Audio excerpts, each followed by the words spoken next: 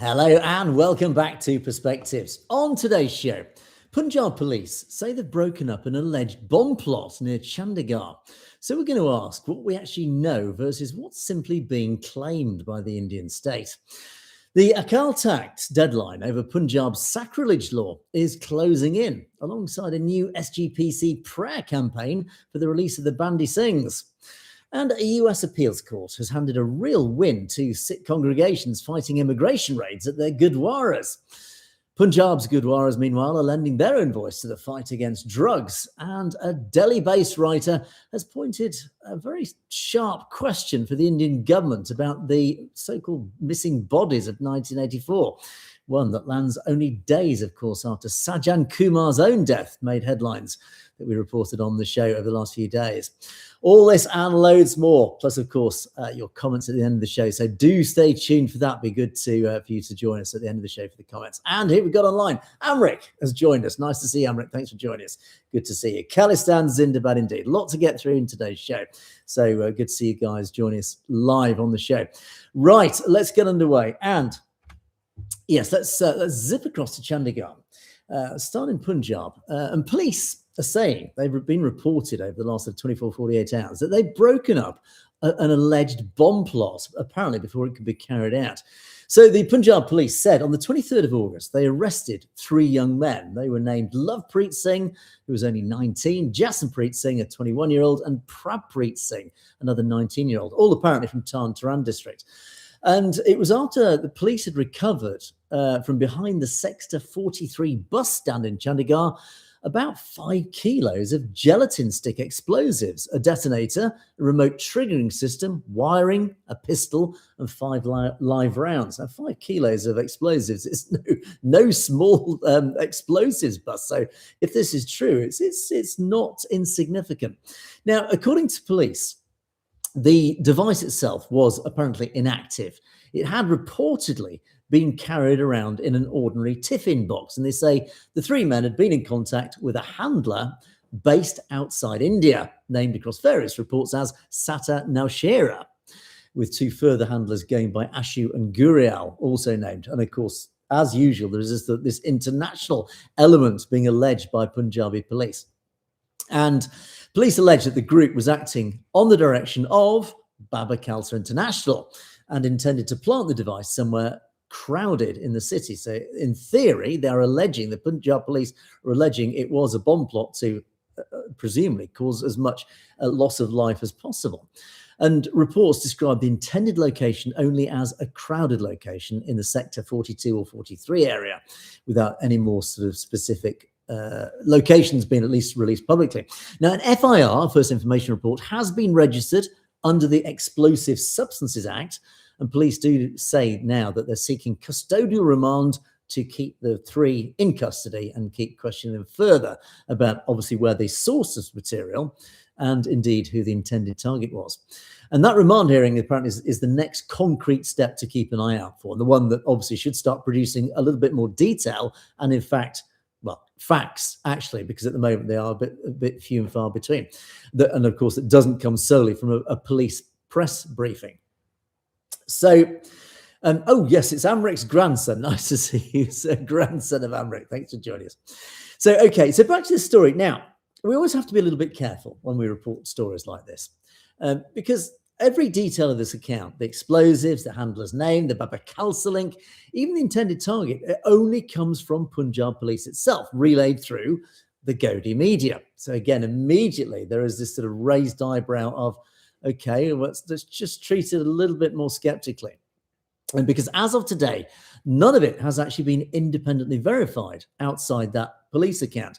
There's no defense statement on record. There's no court filing behind the initial FIRs. There's no reporting from any outlet that isn't essentially part of the Gaudiya media and just repeating what the police said at that very same briefing. So again, it does raise a few eyebrows about this. And it does matter because it's not the first time we've been here. It's certainly not the first time that Punjab Police have announced some great terrorist bust that reads exactly like this one. A young Sikh man or men from a border district, an alleged foreign handler, remember the international element, they always like to bring that in, an alleged Baba Khalsa, or even ISI link, Pakistan intelligence, a press conference within days of the arrest. It's this recurring pattern several times a year in recent years. And it's a fair question every time it happens.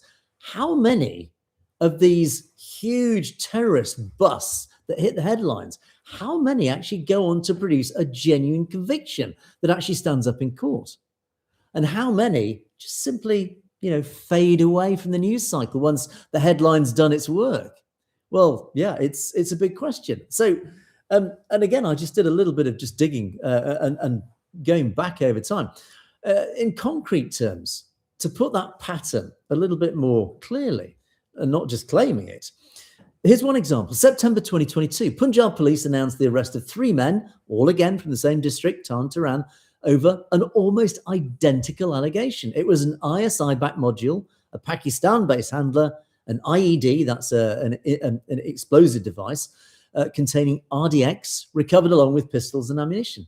And this time it was linked to plans in Haryana, not Chandigarh, but essentially every other fact is sort of almost mirrored.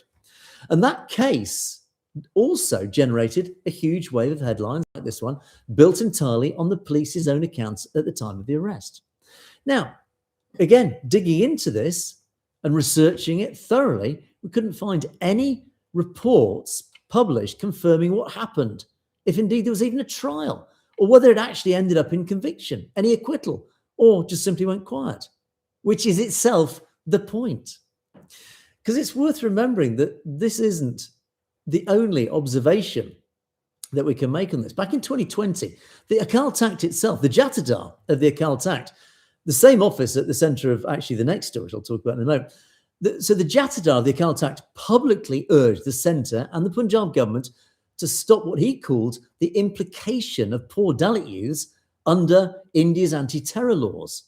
And this was after a delegation reported dozens of UAPA cases filed against young Sikh men over a 3-year period, which, again, all these cases were alleged, the charges were brought, and they all amounted to nothing.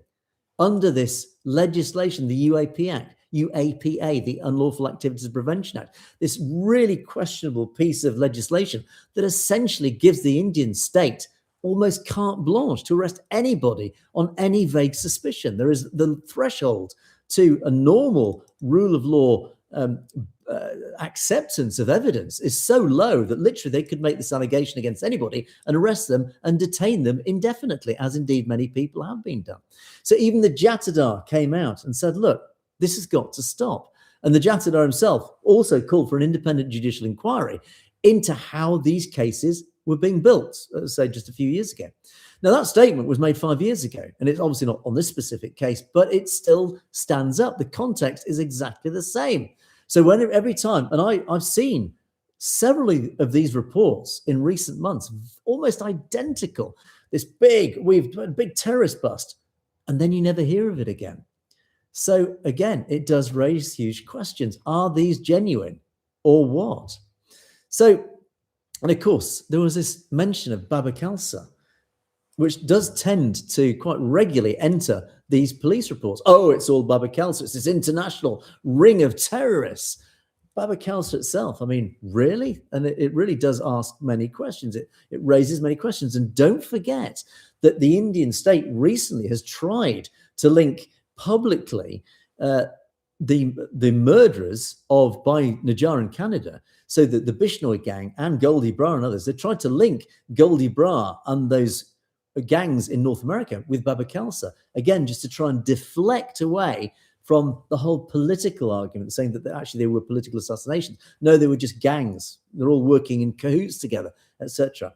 Now, Baba Khalsa itself, it is apparently a real organization with apparently a genuinely violent history, but it is very, very hard to get the truth of these matters because, of course, the Indian media and the Indian resources have poured over the internet to try and generate a whole backstory to this hugely terroristic organization of Baba Khalsa International. So it's very hard to work out the fact from the fiction. Now, apparently, according to Wikipedia, as just one example of source information, but Wikipedia is very, very easily influenced and manipulated by malign forces. But according to Wikipedia, it was formed in 1978, and it was apparently active through those awful years of the 1980s and early 1990s. And according to India, and again, this is the Indian narrative, it was Baba Khalsa behind the Kanishka bombing, that 1985 bombing of the Air India Flight 182. That awful bombing that they brought down the airliner, the Air India airliner, and it killed 329 people. And it's been named as Canada's worst single act of mass murder. And a related bombing the same year at Narita Airport in Japan, all blamed by India on Baba Khalsa International. But again, that's the Indian narrative. And again, very hard to get the truth. Of course, when it comes to the Kanishka bombing, we regularly try to highlight the truth of that. We believe strongly, as much of the evidence points to, that it was indeed a raw operation. But the official Indian narrative, it was Baba Khalsa behind the Kanishka bombing, which in itself raises questions every time India raises the name Baba Khalsa, because again, they've lost credibility in this. So Baba Khalsa is also alleged to have assassinated the Punjab Chief Minister Beyant Singh back in 1995. And its two founding leaders were apparently both killed in police encounters, those words again, police encounters, back in 1992. And apparently today, Baba Khalsa is widely described, including by security analysts who do take it seriously, as significantly weakened compared to those decades of the 1980s and 1990s. And they say it's kept alive mainly through a small leadership based in Pakistan, some presence, they allege, here in the UK and parts of Europe. But they admit and acknowledge it is not any large operational network inside India itself. But this label, Baba Khalsa, it has been something that they reach for every time and very quickly. It's a very convenient label that the Indian government always reach for in these sort of terrorist allegations, and often, obviously, by Indian authorities describing Sikh activism that they would simply rather saw less of. And these things, the organization's real history, and again, it's very hard to get the real history, but the organization's history, whatever that may be, and the label's current looser use, in other words, how easy it's thrown around by the Indian media, they're not the same, even when the same three words are basically doing the same work in both cases. As I say, it's a very convenient label that the Indian media always jump to, and in fact the Punjab Police jump to, because it's very symbolic. It immediately evokes a narrative in the viewer's eyes and ears. Oh, it's Baba Khalsa, it's those Sikh terrorists again. You see how powerful just a very simple name can be, and a symbol that goes along with it, even if it doesn't exist today. So anyway, but it is also worth remembering, because I talked about this just a few days ago, and in fact several times since. This same period has seen Canadian police warning Sikh activists that their own lives are under threat. And of course, that leaked recording I talked about, was it yesterday's show? I think I talked about it. Still unverified, but this alleged leaked recording of Goldie Brar, that Indian commentary was obviously quick to frame as saying that Hardeep Singh Nijjar was murdered by gang warfare. The reason for his murder was gang warfare. It was drugs related rather than it wasn't a political assassination, which clearly it was. But all this, it's part of this wider pattern that we just keep falling back on. UN human rights experts, for example, see through this because they've separately urged Canada, as an example, to step up protection for another threatened Sikh activist. Again, people like this guy, Inderjit Singh Gosal. So even the UN's had to intervene because they can see what is actually going on. The FBI, again, I've reported a couple of times now, the FBI's Washington office put out its own public warning on X about transnational repression targeting Khalistanis and the Sikh diaspora. And then, of course, we have what's going on with Jagtar Singh Johal that, again, I've reported on, and this never-ending cycle of court appearances of Jagtar Singh Johal, stuck in that same UN-flagged psychological torture stage that his case has just been going on for years and years and years. It's all part of this overall pattern. So when a state's own account of violence involving the Sikh diaspora is under this much active, ongoing scrutiny abroad, so in other words, around the diaspora, you got all those stories really damaging India's reputation across multiple fronts, across different nations, whether it's here in the UK, in Canada, the US, all these nations now actually publicly accusing India at different levels, and of course the United Nations, it means India is on the back foot. So how convenient it is then that suddenly a fresh police-only account of an alleged Sikh terror plot suddenly pops up. But that does deserve the same scrutiny in return. Yeah, okay. Let's hear the truth of it. And it does also, and we're talking about Chandigarh. Chandigarh's been on edge for apparently an entirely separate reason. 17th of August, just a few days ago, of course, there was the CJP's protest. So Chandigarh itself is a little bit on edge at the moment. And on the 17th of August specifically, the Punjab Police dropped drones belonging to Punjab Police dropped tear gas for the first time ever on the protesters. Simranjit Singh, man, briefly detained after trying to disguise himself as a hospital patient. The SGPC backed Punjab-wide banned that boycott. Happened on the 21st.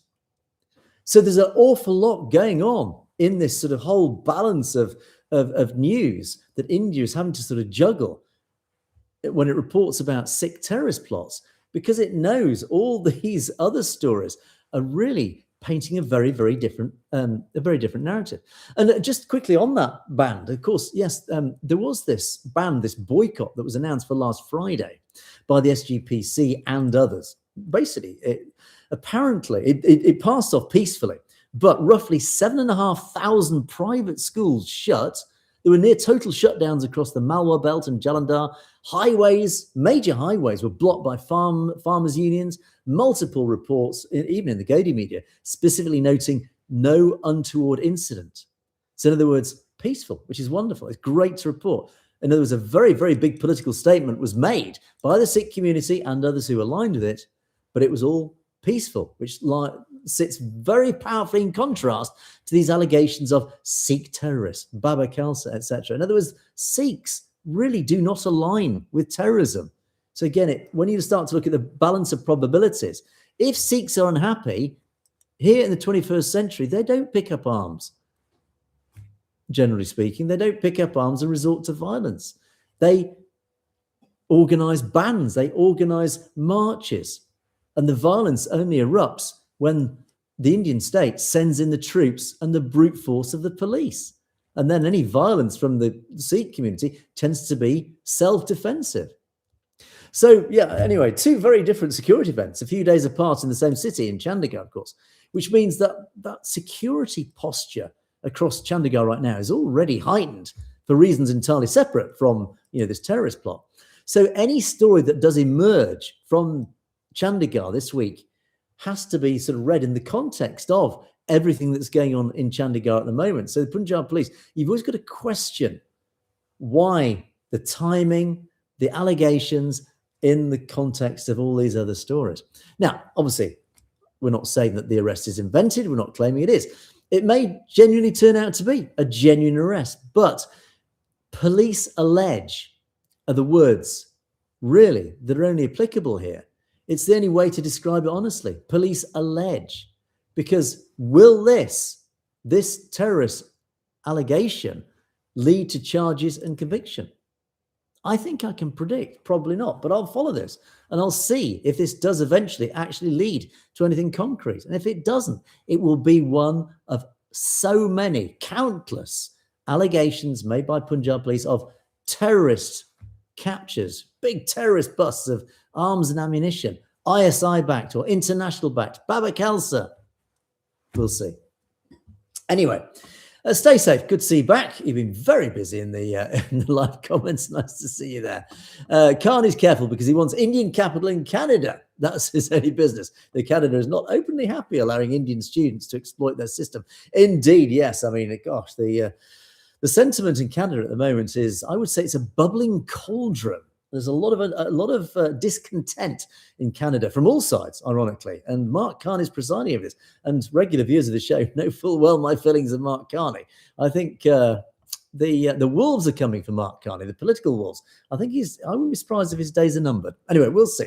But I want to move now on to, this is another big story. For those who've been following the show regularly, the Biadbi laws. This has been a big story, actually, particularly in the Punjab, but of course it has a significant impact across the diaspora because it does directly affect anything to do with the Guru Granth Sahib Ji, and of course any sacrilege, any Biadbi criminal offences. Now, so of course there are two threads to watch out for in Punjab this week, and both converge actually on the same date, and both worth keeping separate in your head, even though they share the same date. Avtar Dillon, nice to see you. Thanks for joining us.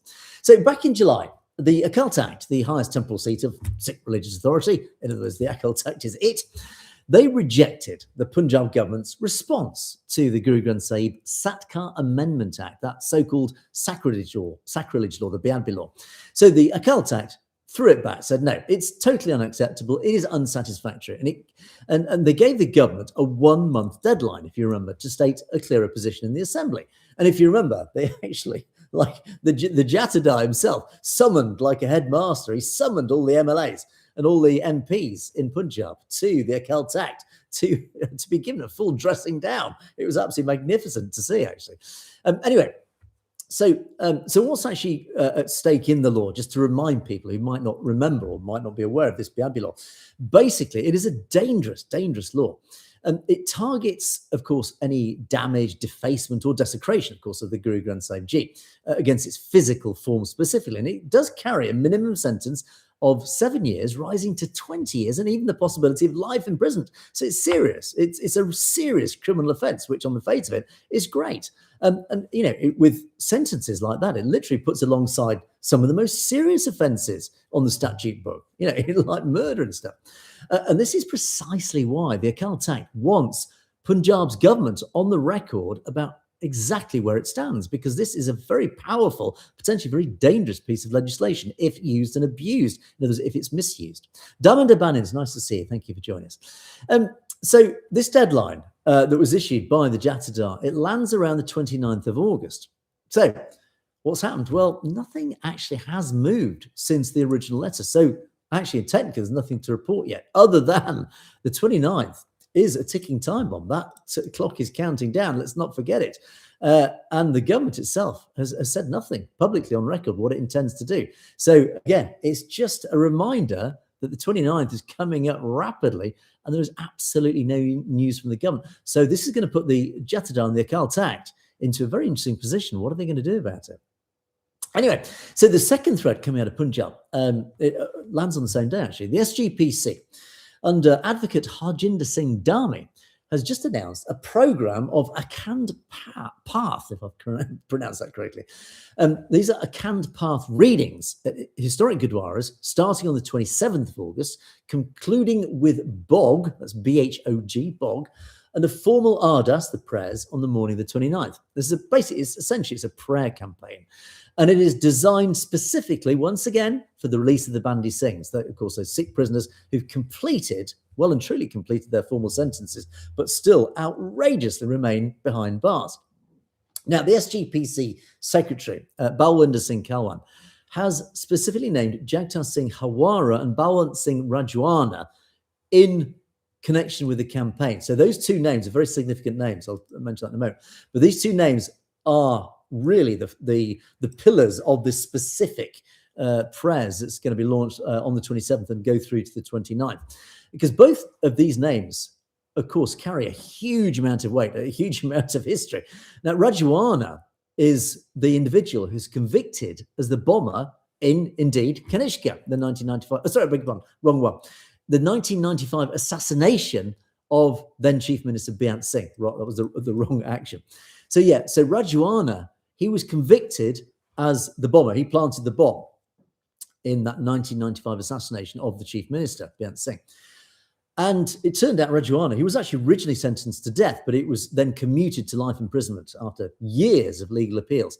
And Hawara was convicted as a co-conspirator in the same case. And he's also remembered, apparently, for his role in an incredible 2004 jailbreak from Bareil prison in Chandigarh. And again, that's an episode that's still referenced whenever his continued detention comes up or any prospective transfer between jails comes up in court. So, of course, they keep referring to the fact that he broke out of jail, back in 2004. Ultimately, though, both have now spent decades in custody, well beyond their original sentences and the continued detention beyond the terms that many campaigners say should already have concluded years ago. It's exactly what this whole Bandy Singh's campaign is built around. And it's distinctly different. It is, of course, it's a very different kind of Sikh mobilization from what I was talking about earlier, driven by SGPC clergy, framed entirely around prayer and petition. It's a very peaceful statement. It's not a protest. As I say, it sits very differently. But again, it is no less powerful in its symbology, because this is a quiet, peaceful prayer or set of prayers over two or 3 days, raising once again the Bandy Singh's outrageous continued detention.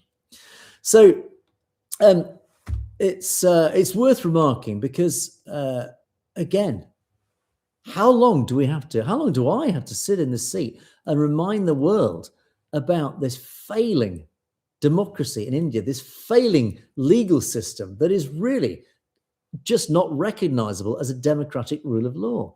Because there are too many cases of people like the Bandy Singhs, of people like Amritpal Singh, people like Jagtal Singh Johal, and countless others who reside in Indian jails waiting for justice, that moves in India at glacial pace.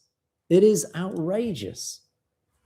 And again, Narendra Modi bestrides the global stage, shaking the hands of our leaders. And our leaders don't ask these uncomfortable questions. Why are there still individuals held effectively indefinitely in the face of any legal normality? It's outrageous. But talking about legal things, let's move back to the United States. This is a good news story, actually, in the United States. Just came out in the last few days. It's a nice one to report at last. It's a win. The Sikh Coalition, that organisation that always has been, as I often say, has been at the vanguard of fighting for Sikh rights, particularly in North America, but obviously specifically in the United States. They apparently have just said a US federal appeals court has just upheld a block on immigration enforcement, these ICE raids, at certain houses of worship, and that it worked directly on the case alongside a few other groups, and specifically a group called the Democracy Forward, they provided the court with all sorts of information, evidence, etc., on how these immigration raids were infringing on Sikh religious expressions. And they also helped bring the Gurdwara Sahib West Sacramento in California into the case as a plaintiff, alongside the Cooperative Baptist Fellowship and Sikh Quaker meetings. In other words, it was a joint legal case brought by several faiths, obviously Christians, Quakers, Sikhs, and I think several others joined in this case against the US government, essentially to stop ICE raids in places of worship. Nice to see you, WHO Panzer. Quick dive in there. What's WHO Panzer? Can both of you send an email to Angus, please, with New York as subject, please? Okay, yes, indeed. Let me just quickly sidebar this. Indeed, for those of you who want to sort of join this group, this discussion group offline, please listen to WHO Panzer's comments and just read WHO Panzer's comments, because he's trying to coordinate. But of course, you can direct it through me at message@sutlejtv.com. Do send me an email so I can help coordinate and keep everybody's identities confidential, email addresses confidential, except within the group itself. So thank you, WHO Panzer, for that reminder. Anyway, yes, so back to the story. As I say, it is a good news story because it's been corroborated across the media. This is true, in other words, and it's been independently confirmed. The US Court of Appeals for the Fourth Circuit, to give it its formal name, unanimously upheld a district court's order blocking this 2025 Department of Homeland Security policy that basically allowed immigration enforcement officers to just basically raid houses of worship. So this reversed an earlier Biden-era protection that in Biden's time, he built in legal protection that kept sensitive locations like gurdwaras and temples and places of worship, Quaker houses, etc., and schools as well, schools and hospitals, off limits to ICE agents, to these enforcement actions. Now, the case rests on the Religious Freedom Restoration Act and, of course, the First Amendment, part of the US Constitution. And these are the same religious freedom protections that for decades before last year had basically kept immigration enforcement officers outside and basically kept them away from what federal policy used to call sensitive locations. So, of course, sensitive locations are things like schools, the hospitals, gurdwaras, the places of worship, etc. Now, for the panel, Judge Barbara Milano Keenan, who presided over this, she found the policy, quote, already has imposed a substantial burden on the ability of all the plaintiffs to express their religion through communal worship, basically pointing specifically to falling attendance and what she called a chilling effect on congregations. So what she acknowledged was that, look, these raids are having a direct and, in her opinion, unlawful impact on people trying to practice their freedom of religion. In other words, people were stopping to go to the Gurdwara and the other places of worship because they were afraid that the place was going to get raided. And even if they're innocent, even if they are totally legal inhabitants, residents of the United States, again, why would you go to the Gurdwara knowing that the doors could literally get kicked in brutally at any given moment? I mean, how on earth can you relax, go through your whole motions of worship and faith, etc., knowing, being on edge, knowing that there literally could be a raid any second? So again, the judge recognized this and recognized the evidence that was presented to say that congregations and the Sangat are just not turning up because through sheer fear. And this obviously is a direct infringement of their freedom to practice their religion. So at the West Sacramento Gurdwara itself, this is the specific Gurdwara that was part of this case. Apparently, roughly half the congregation at West Sacramento Gurdwara are actually immigrants, including apparently some without status. The president of that Gurdwara, a guy called Narinder Singh Tandy, made a quote. He said simply, they should come pray openly. They should not have any fear of being arrested or not. So he said it very plainly. People should be allowed to come to the Gurdwara without feeling fear, because these are essentially places of sanctuary. And these raids are in complete defiance of that basic concept of sanctuary. So there is one caveat to all this, because it was raised by the plaintiff's own lawyers, that this protection apparently only applies to the specific institutions named in the case. Obviously, this unfortunately is not a blanket ruling across the whole United States. And it's certainly not to every house of worship nationwide for every religion. And it doesn't actually touch enforcement carried out under an actual warrant. So they can still get a warrant, because that warrant has to be signed off by a judge. The lawsuit itself was filed last year, and it was not long after the original policy change first took effect. And of course, a lot's happened since then. So the ruling is the appeals court upholding that original injunction that a lower court had already granted whilst the case was sort of heard. So in other words, this is actually just the first step in probably a much longer legal road, just to try and get this whole ridiculous situation lifted right across the United States. And again, not just affecting Gurdwaras, but of course all other places of worship and all other religions. And it's also worth setting this ruling against the backdrop that I reported last week, that the FBI's own data showing anti-Sikh hate crime incidents are up around a quarter year on year in America. So again, you've got to take that into account when we talk about fear. And Sikhs in the United States, why should they be living in so much fear, even in their places of sanctuary? And this is, again, why this ruling is so significant. Because, of course, if you're living your day-to-day life in fear of hate crimes, of literally being attacked in the streets or even verbally abused or whatever, then at least in the Gurdwara, you should feel safe. But, of course, this allowance of ICE officers who could kick the Gurdwara's door in at any moment, again, there is no place of sanctuary, even at home. Essentially, that is not a place of sanctuary because, again, they can raid your home. So the final place of sanctuary was the Gurdwara. And that change in the law last year stopped, finally removed that final place of sanctuary. So again, this is why this case is actually so significant. And as I say, it's just an initial step, but it has now set a ruling that we hope will set a precedent for all the following cases that no doubt are going to come up in courts all around the United States, which hopefully will mean a whole blanket ban on raids of areas of sensitive natures like schools, hospitals, and of course, places of worship. So, as I say, it is good news. It's a small piece of good news, but good news nonetheless.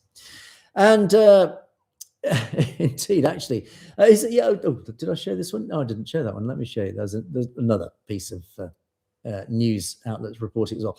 Now, I want to move back to talk about Gurdwaras. I want to go back to the Punjab because, of course, this is a story that runs and runs. Drugs in the Punjab, a terrible story. Let me just, excuse me, also just take a sip. Drugs in the Punjab have been the most almighty awful problem, as we've had to sadly and tragically report on. And police in Amritsar's border villages apparently now joining Gurdwaras after evening prayers, using the Gurdwara's own loudspeakers to now send a direct message to young people. Stay away from drugs and stay away from the gangs that traffic them. Interesting, isn't it? Now, the effort apparently covers 4 police districts, is mainly along the border regions, and it includes places like Pathankot, Gurdaspur, Batala, and Amritsar Rural. And it follows a whole sequence of investigations that found lots of criminal networks that are increasingly, as they tend to do, recruiting juveniles for cross-border smuggling runs. In other words, the police have realized that the youngsters, children, are being recruited by these drugs gangs to run backwards and forwards across the border to run drugs into Punjab. So it is good, at least, if this is true, that the police are doing their level best to try and prevent this. And yeah, let's hope that is legitimate, because often we do raise this allegation that there is a deliberate policy, certainly not necessarily amongst Punjab police, but certainly at a higher level, at a more intelligence-led level, to flood Punjab with drugs, because of course the corrosive, dangerous social effects they have undermines the whole cohesiveness of Punjab society, and likewise it seduces the young away from the teachings of Sikhi, and of course, you know, the good moral line of life that Sikhs learn from a very early age. But if of course they're seduced away by drugs, that fails, and it breaks down that attraction to living a moral, upright life. So again, this sits in the context of all those allegations that we've made. Anti-drugs campaign in Punjab, who's bringing the wholesale? Yeah, as you say, stay safe. It is an allegation that we always default back to. Where are these drugs coming from and why? You know, is it literally just purely a criminal enterprise, or is there a political and intelligence-led angle to this as well? Is there an agenda then? We often say yes, there is. Anyway, now the local Detective Inspector General, a guy called Harmanbir Singh Gill, he oversees this whole region, this border region. He made a quote that's quoted in the press as saying, "We are attempting to take this message to youngsters before a drug peddler reaches them through social media." Of course, the evils of social media. And so he's using the Gurdwara, the police essentially using the Gurdwaras as this point of broadcasting the message out, using basically a trusted, familiar voice at the Gurdwara, not just relying on the police alone to get that message across. And as the Gurdwaras are being recruited, look, can you please broadcast these messages? Because they might not listen to us, but they might listen to you guys. And it does sit alongside this wider war against drugs that Punjab itself is trying to sort of grow. And again, we see this through the lens of skepticism, because it's very polarized.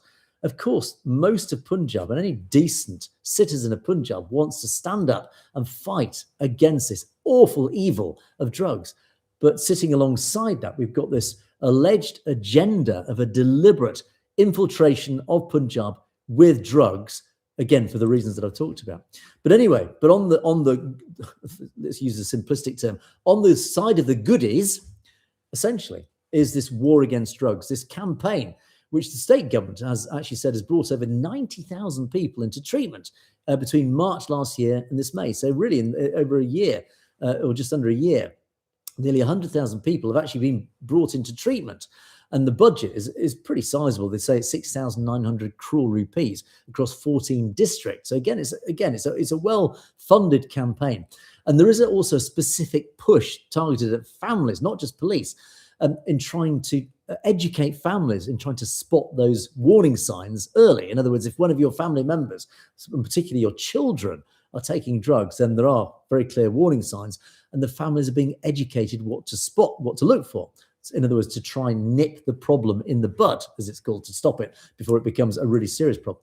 So ultimately, there's an obvious thread connecting this story back to the first story I talked about in the show in Chandigarh. Even though the two are, well, technically unrelated, ultimately both are set against the same backdrop of Punjab's border districts. So again, this line of tension, a line of friction, line of illegality in many ways. And the same worry about criminal networks. Now, whether it is the drug traffickers or, as the police allege in the first story about the Baba Khalsa, the terrorist links, obviously much more serious. Increasingly, these gangs of terrorists, if they exist, or these gangs of drug peddlers, who certainly do exist, they're looking for young recruits. And that's a tragedy of this whole thing. It is the young that we all of us need to try and protect from these games. The games of the criminal gangs, the drug cartels, the games of the intelligence agencies, the games of the Indian state, the Hindutva forces. It's the children, sadly, who are being used effectively as pawns in these evil games. So ultimately, the responsibility lies on all of us, and particularly those in Punjab. And many people in Punjab have done their absolute level best, literally sacrificed their very freedom to stand up against the evils that is being perpetrated on the young of Punjab. It's tragic. Anyway, and talking about tragic, I want to talk about 1984 briefly as well, just as a final story. Sajjan Kumar. I've talked a lot about, obviously, Sajjan Kumar and this whole furore that's been going on behind the scenes related to his death in custody just last week. He, of course, was the most prominent Congress politician ever convicted for those 1984 anti-Sikh riots. Riots? Why use the term riots? Genocide, let's call it what it was. So, yeah, he was found guilty of various charges related to the genocides that occurred after the assassination of Indira Gandhi at the end of October 1984 and then the following days of November, when tens of thousands of Sikhs, men, women and children, were tortured, murdered, gang raped. It was the most heinous time in history of Punjab's history in certainly the 20th century. Now, Sajjan Kumar's death reopened, obviously, for a lot of people, a lot of those wounds related to that time. And of course, raised once again this whole set of questions about 1984 that still today have never really been properly answered. And I just want to sort of just end on just something related to this, because it's very timely with Sajjan Kumar's death. It's again, I just sort of talk about that violence and estimates of how many Sikhs were killed in that genocide in November 1984. It's very hard to get the genuine numbers, of course, because the Indian state had done its absolute best. Yes, stay safe. Sajjan Kumar died a few days ago, at age 80 in custody. You need to watch the shows from a few days ago. I think you're on holiday. Indeed, yes. So this is what the story is about. But ultimately, yes, the numbers, it's very, very hard. Hi, TC. It's very hard to get the truth about the numbers. And the commonly cited figures put the Delhi toll alone in the thousands and several thousand more killed nationwide. Ultimately, it is believed that up to 20,000+, over 20,000, it is believed, may have died in that genocide. And India has done its absolute level best to bury those figures, to hide those figures, and particularly, of course, to then protect those who were guilty of perpetrating that awful genocide, that mass murder and mass torture that occurred in those days. And 4 decades on, of course, only a small handful of convictions have ever actually stood. And India has, by one count, convened at least 4 separate commissions and 9 committees over the intervening years to try, at least on the face of it, to examine what happened. And that started with what was called the Nanavati Commission itself, without producing anything close to any sort of full accounting of who directed the violence or why it was actually allowed to continue for several days, largely unchecked. And don't forget, it was reported regularly that the police stood by and not just watched the genocide taking place, they encouraged it. They actually helped, they assisted in many cases. So Kumar himself, he was acquitted for 34 years before his first conviction in 2018. And then 2 other names, Jagdish Titler, who referred to in yesterday's show. Jagdish Titler, he was another Congress figure, long linked to the violence. He still has proceedings against him unresolved years and years later, at least 8 years later. And the DSGMC president, Harmeet Singh Kalka, actually made a point just a few days ago raising this, saying justice delayed is justice denied. This phrase that we just have to keep recounting over and over again. And that was, of course, his own reaction to Kumar's death this past week, Sajjan Kumar's death. Now, against that whole backdrop, it's easy to understand why a question as blunt as the one that we asked today still has real force 42 years on. How many died and what really happened and who was guilty? These questions still remain unresolved. He does look like a zombie. I mean, one hopes, again, we don't want to speak ill of the dead, but ultimately we hope that his final years on this earth were not pleasant, because essentially he evaded justice like so many have done.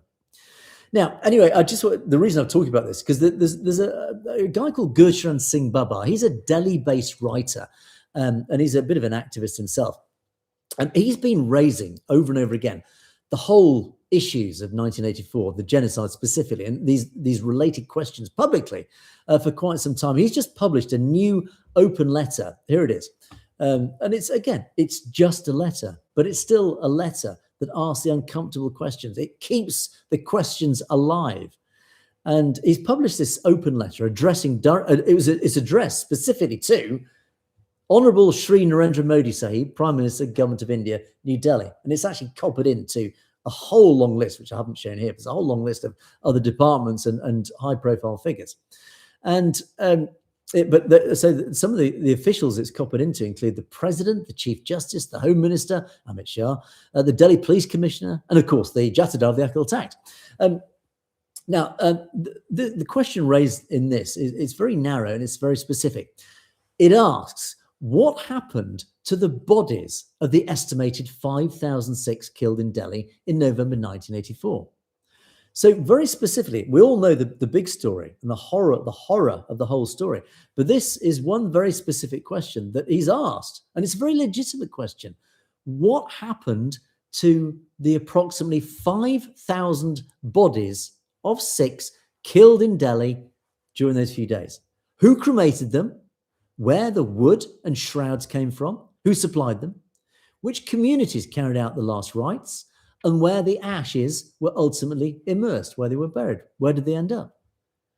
And it turns out this is actually his second letter in a matter of days. And his earlier one raised a related and equally specific question about an alleged 1984 atrocity against Sikh women in Delhi's Chilla village and Trilakpuri neighborhoods. And together, again, they're not just one-off posts. They're not just, casual letters just thrown up on social media. It's part of this bigger, sustained, deliberate campaign of direct historical questions aimed squarely at the Indian state. So, and it's just a letter. It's a demand for answers. It's not it's not new news. There's no new facts attached. But ultimately, this letter is important and it is significant because it's the underlying questions it raises as well. It's not just the specific questions that he is addressing directly to all those that matter, including Narendra Modi, but it's about the underlying questions, about what actually happened genuinely to all those people who were murdered more than 4 decades ago. Where are the remains? These are unresolved, genuine, legitimate, and reasonable, humane questions. And it actually makes it a very difficult situation for Narendra Modi if he indeed addresses this, and I bet he won't. He'll ignore it. But the power of this is its humanity. It's saying, look, it doesn't matter ultimately in this letter who was guilty, but just tell us, where are the dead? What happened to the dead? And it's going to take a very hard-hearted politician to ignore this and not at least pay some respectful answer to it. We'll see. We'll see if he gets an answer. I bet he doesn't. From anybody. As I say, there's a long list of those in copy of this. And as I say, it's just a letter on social media. But a lot of people are following this guy. And a lot of people want an answer.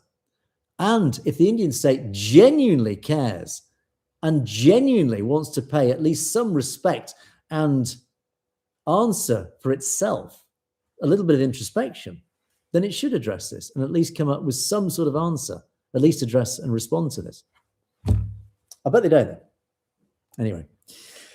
So, oh gosh, time's marched on. Let's move on to our comments column. A quick dip into the live comments. Hi guys, nice to see you guys having a chat. TC's there.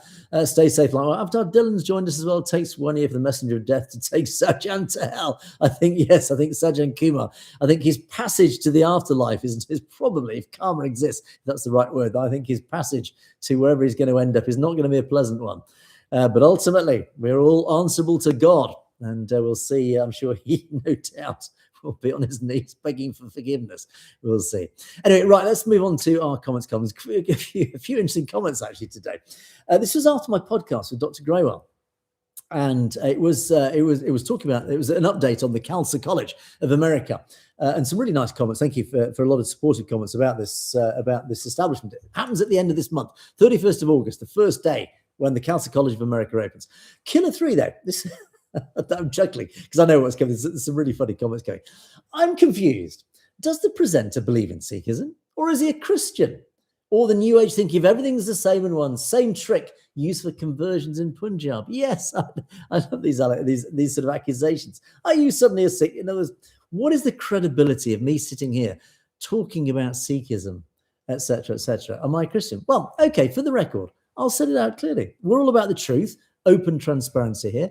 I was raised a Christian. I was brought up in a Christian country by a Christian, I would say we're not a Christian family as such, we're not practicing Christians, but my school was a practicing Christian school. So I was raised up in a Christian context, but I'm not a practicing Christian. I practice no religion at all, actually. I have a very open mind. But that is not to say that I do not align and thoroughly believe in everything that Sikhism represents, because everything I've read about Sikhism actually makes sense to me. It talks to me, it speaks to me. It doesn't mean I have to be a practicing Sikh to practice Sikhi or the morality or the diktats of Sikhi, because many of us who are not Sikhs follow those same basic moral principles that Sikhi embeds in practicing followers of Sikhi. So, in other words, it doesn't matter what my religion is. I can talk about Sikhi. I can talk about it in any context I like. Apart from the fact it's my freedom of expression, it's just the fact that I align with it. I like it. I like the idea of it, but I don't need to be a practicing Sikh to talk about it. So your point doesn't really make an awful lot of sense. And ultimately, I think the implication is some nefarious attempt to try and seduce Sikhs away into Christianity or something like that. Of course not. I mean, if anything, it would be the other way around. So anyway, but thank you nonetheless. And actually, DTST waded in on this one, as he's tended to do a lot recently. And it was, again, it's a slightly confused comment, but if I understand it correctly, and this actually is a good point, is that we tend to be tribal. Human beings are tribal. We all tend to stick with the tribes that we grow up with. It's human nature. We are comfortable in our tribes. And if our tribe happens to be Sikhi, if our tribe happens to be Christian, if our tribe happens to be Islam, we tend to stick in our areas of comfort in our tribes. Nothing wrong with that. And of course, we all have, hopefully, the freedom to jump between tribes, should we so choose. In other words, you can't criticize anybody for being whatever religion. It doesn't make any sense. Yes. Oh, this is a serious comment. Thank you, Kevin Ball. Khalistan, that man in the photo, massacred thousands of Sikhs, and you ignore it. Well, no, we don't. We never ignore history. We talk about history all the time. And if anybody's responsible for mass murder, we'll talk about it. I don't know specifically what you're talking about. Maybe I'll have to research it. Thank you for highlighting it. But the second part of your comment is hilarious. The only lifeline Khalistan has is YouTube. Really? I don't think you've been to the United Nations recently. I don't think you've been to various countries around the world recently that have welcomed the Khalistan movement into governmental level and having meetings at ministerial and governmental level. It's not just YouTube, Kevin Ball. I'm delighted that you decided to contribute to our comments. Thank you for that. Much appreciated. But I think you're going to get a bit of a shock if you actually realize just how big, how widespread, how international, and how significant the Khalistan campaign is. It's a delight to inform you. I'm happy to tell you it is global and it's growing. DTST. This actually was quite a serious comment, and you've made this comment a few times. How many practicing Amrit Dari Sikhs, I think essentially is what you're referring to, how many Sikhs actually wear the articles of faith compared to how many in the community who've given up or have never started? They're more interested in cutting their hair, drinking alcohol, doing the things that Amrit Dari Sikhs certainly wouldn't do. It's a fair comment. It's a fair criticism. It's a fair question. I don't know the numbers. And it is a sad indictment of the 21st century that all religions are suffering from this same issue, is that the young are very easily seduced away from let's call it the righteous path, to be very pretentious about it. But ultimately, it is the righteous path of goodness, of living a good moral life with faith in God or whatever, whichever God it is that you believe in. It doesn't matter which religion. The principle is the same, is that, yes, the young are being seduced away by all these modern distractions, whether it's the internet or AI or screens or games or drugs. It's a sad indictment of modern life. And that is the challenge. That is the 21st century challenge that all faiths, not just Sikh, has to face. How do we get the youth back in to our faith to live a righteous life and move away from these evil distractions, whether it is alcohol, tobacco, or other terrible things? Bobby Bra. Oh yes, this was a serious. Thank you for this, Bobby Bra, and I do apologise publicly on this. A request to Satellite TV IT people: please avoid using fake pictures of Sikh gurus. We love your show. Thank you for loving the show. You're absolutely right. In fact, I only put that picture up of the guru, or this alleged picture of the guru, because this in fact was part of Dr. Graywell's presentation. And I do know, I am aware, I have been told by others in the Sikh faith that you should not show images of the gurus. It is apparently disrespectful. I don't know. I can only be led by the community. So I only put this in the thumbnail because it was part of the presentation that Dr. Graywell had. So if it is offensive, I do apologise profoundly and deeply and genuinely. It is a very hard one to know because actually you see these images of the gurus right across Sikh social media. It's not unusual. I don't know the answer. I don't know the correct answer to this. You guys are going to have to help me on this one. Is it offensive to put images of the gurus anywhere publicly? It's an interesting one. In fact, actually, I have to say, I take responsibility for this because, in fact, people behind the scenes in the US as part of Satellite have said in the past to me, please don't show images of the guru or the gurus. So as a Satellite TV policy, I think I've maybe broken Satellite TV policy. So again, I publicly apologise for that. But ultimately, as I say, I was led by Dr. Graywell on that, who, of course, himself is a practicing Sikh. So again, it's what do I do? You guys are going to have to help me on that one. WHO Panzer appears here as well as live. Nice to see you, WHO Panzer. And this is a very specific comment. I'm not going to talk about that one. And I couldn't watch the link that you sent because it's in Punjabi. Mad Max, I love this comment. Thank you for this. You guys don't understand Sikhi. You want to promote rubbish. Bindravali was a fraud. And now this is a serious point. You shouldn't be using photos either.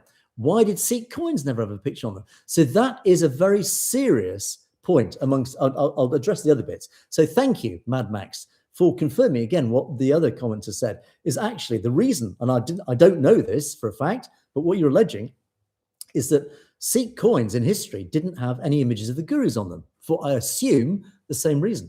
Good point. Yep. Guilty. Apologies. Huge apologies for that. Anyway, but what you did say is you definitely work for British intelligence.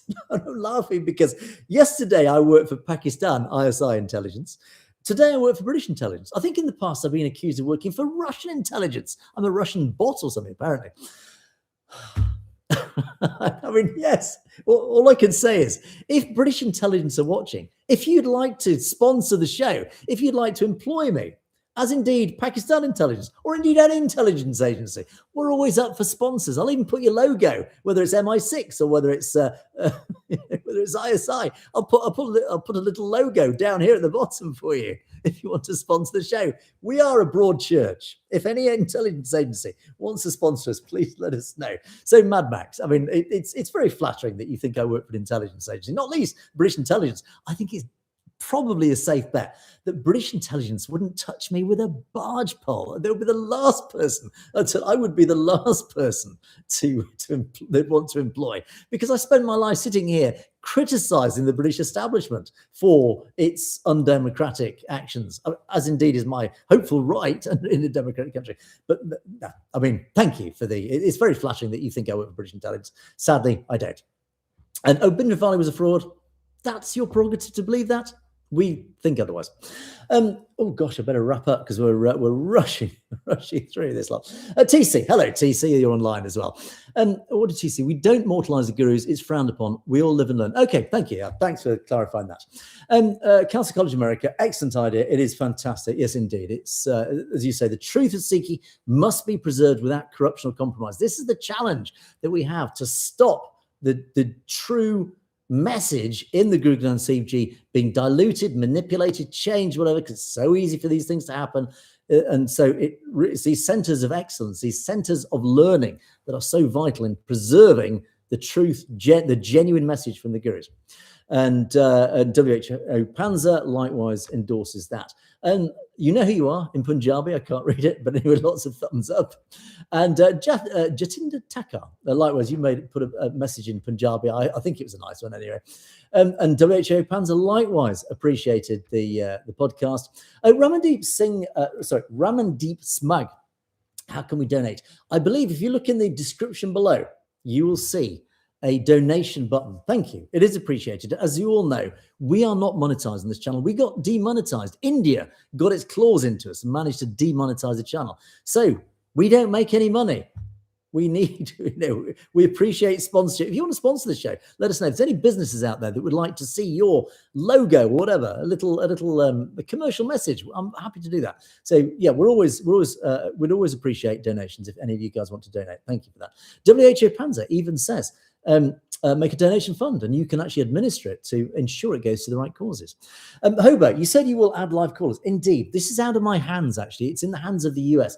I've asked Surinder Singh from the other channel, because he does take calls. I said, look, what system are you using? I'm waiting for instructions on this. I would like to take calls.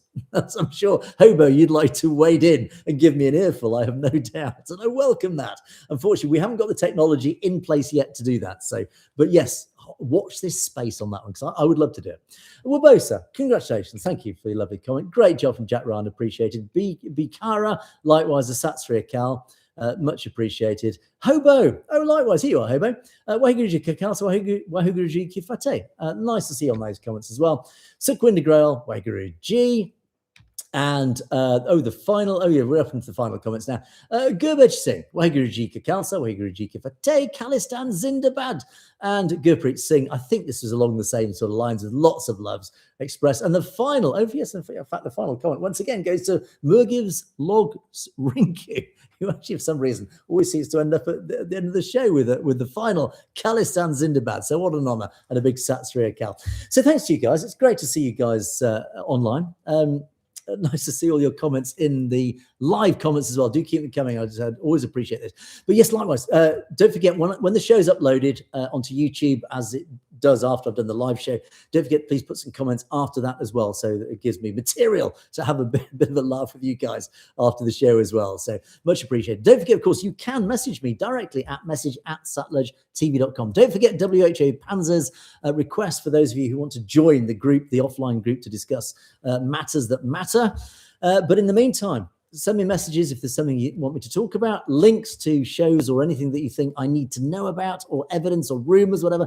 It's you guys who feed me this information that I can then turn it back on you guys and tell the wider audience what's really going on out there, hopefully bringing you guys the truth. But that is it for today's show. We are several minutes overdue. I just love doing it. It's very hard to wrap things up. I do love talking to you guys. It's really nice. But anyway, I must wrap things up because we do need to close things down now.